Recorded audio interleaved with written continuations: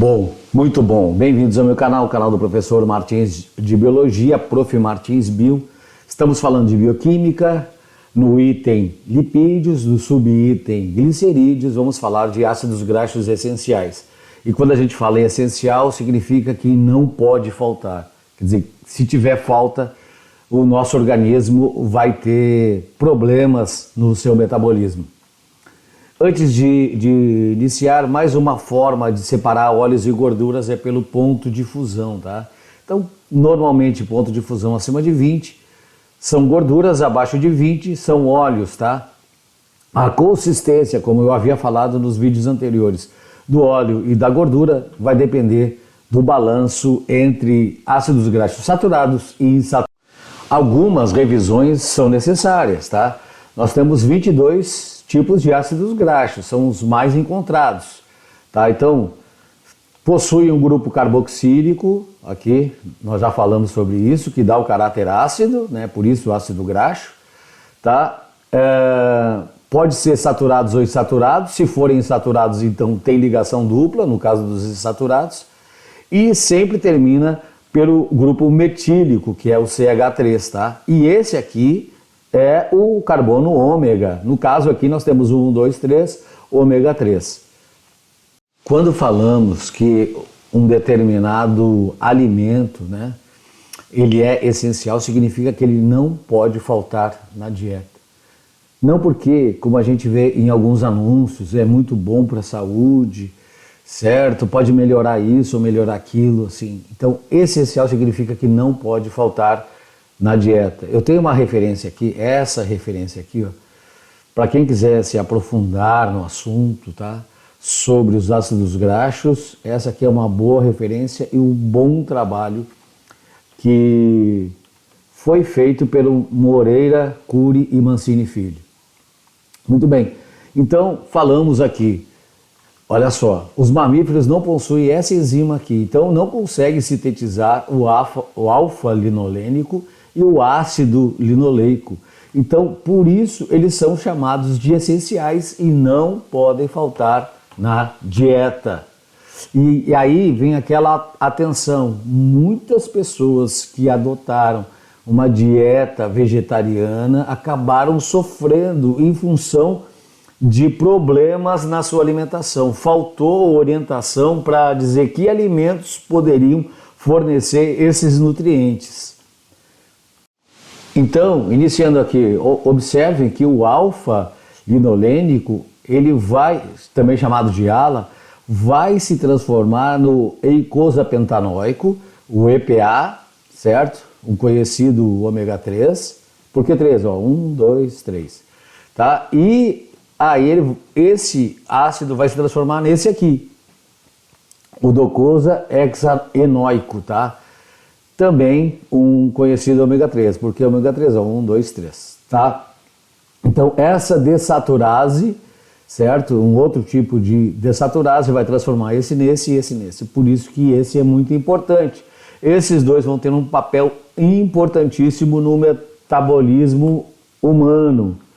Aqui nós temos o linoleico, uma outra desaturase que vai transformar em ácido gama-linoleico, vai passar por uma elongase e vai se transformar em ácido araquidônico, certo? Observaram que a elongase aqui está servindo para aumentar a cadeia carbônica, tanto aqui, certo? Quanto aqui também. Muito bem, está aí a grande necessidade desses ácidos graxos, visto que eles vão se transformar em outros e esses outros vão exercer um papel importantíssimo no nosso metabolismo. Bom, e no caso da deficiência, bom, se faltar ácido graxo linoleico e alfa-linoleico, eles são substituídos pelo palmitoleico, pelo oleico, que também são dessaturados, alongados para formar ácidos substitutivos. Mas o indivíduo vai encontrar problemas metabólicos. Por vezes, inicialmente não graves, mas futuramente graves, sim. Então, alguns desses ácidos substitutivos são usados como marcadores para detectar a deficiência de ácidos graxos essenciais. Muito bem, quais as quantidades seguras? Muitos trabalhos científicos sérios têm sido feitos nessa área. Então, a OMS em 2003 fez um documento técnico com recomendações. Em 2008, a FAO e a própria OMS fizeram uma atualização desse consumo, que a Sociedade Brasileira de Cardiologia segue essa atualização. Então, do valor calórico total de um indivíduo, de 20 a 35%, nós podemos ter gordura dentro dessa faixa aqui. Sendo que saturada menor do que 10% ou 7% para o tratamento da hipercolesterolemia, né, que é uma doença genética com um aumento exagerado de colesterol. Observem, monoinsaturado menor do que 20%, polissaturado de 6 a 11%, ômega 6, observem aqui, de 2,5 a 9%, e ômega 3 de 0,5 a 2%. Então aqui eu vou dizer que em termos alimentares, aqui é que reside o maior problema, porque com a venda, vamos dizer assim, a venda livre de ômega 3 e ômega 6, certo? Eu não posso ter uma ingestão maior, muito maior do que essa recomendada de ômega 3, porque eu não vou ter um trabalho efetivo no metabolismo. O mesmo para ômega 6. Então eu não posso ingerir, por exemplo, mais ômega 3 do que ômega 6. Eu não posso exagerar no ômega 3 do ômega 6 em função do ômega 3, certo? A recomendação aqui é uma consulta ao nutricionista que entenda desses percentuais, que vá avaliar o teu consumo diário, né, onde tu faz as refeições, como tu faz as refeições, para poder sugerir a suplementação se necessário. Gordura trans na alimentação não há necessidade, mas se houver menor do que 1%, as carnes de origem animal, né, os produtos de origem animal bovina têm gordura trans, mas em quantidade muito pequena, ok? O colesterol então menor do que 200 miligramas dia. Bem, e quais são as fontes? Bom, vamos lá então. Para o ômega 6, então, ácido linoleico, nozes, sementes, óleos vegetais como os de soja e de milho. Ômega 3, então, óleo de canola, de soja, de peixe, peixes gordurosos. Aqui eu vou fazer uma observação para os peixes gordurosos, peixes de águas profundas ou frias. Salmão, arenque, atum, sardinha, olha só, sardinha, truta e cavala. E atenção também à fonte do salmão, porque já existem alguns comerciantes, né, ou fornecedores que estão colorindo o filé de peixe, deixando com a cor do salmão, certo? E não é salmão. Isso porque algumas pessoas foram fazer as suas teses de mestrado e doutorado e tal, ao fazer o estudo daquela carne, não era carne de salmão, era de outro peixe, certo? Então cuidado, né? Verifiquem lá a fonte do salmão que vocês estão comprando. A linhaça aqui aparece, olha só, gente, linhaça, a chia também, não está aqui na lista, mas a chia também fornece boas quantidades de ômega 3. Para o EPA e DHA, então falamos aqui do peixe, do óleo de peixe, óleo de krill e algumas algas também. Temos aqui uma tabela de gramas de ácido graxo em 100 gramas de produto, né? O Brasil é um país muito grande, tem inúmeras regiões e o acesso aos alimentos variam, né, de estado para estado. Então vale a pena conferir essas tabelas. Vou destacar aqui o atum em conserva em óleo, tá? Ele tem boas quantidades dos essenciais, que é o linoleico e o alfa-linolênico. Lembrando que o oleico não é essencial, tá?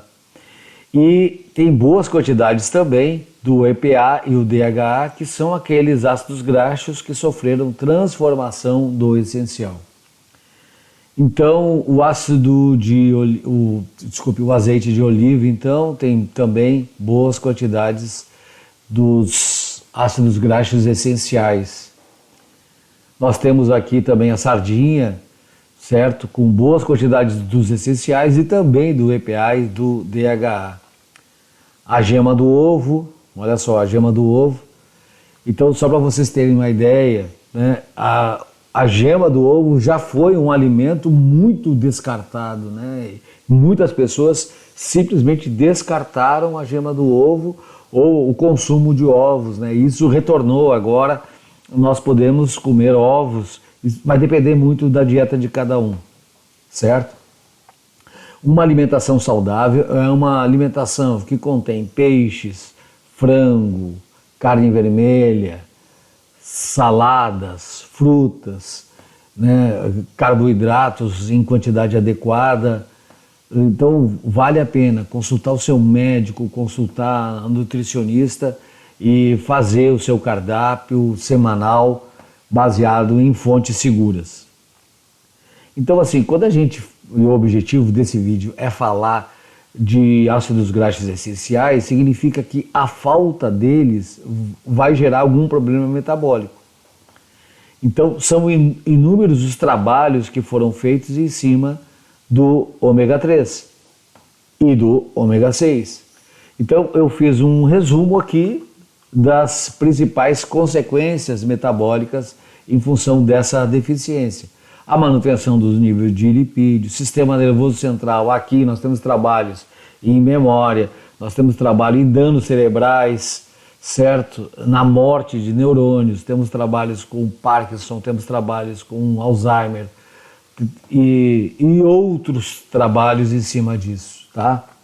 O controle de inflamações, infecções, lesões, a regulagem da pressão arterial, a coagulação do sangue, a produção de hormônios, trabalhos com atletas que têm um gasto calórico elevado e alguns apresentam deficiência na produção de hormônios, principalmente de natureza lipídica, vão necessitar de suplementação, claro, com orientação médica, e a produção de anticorpos.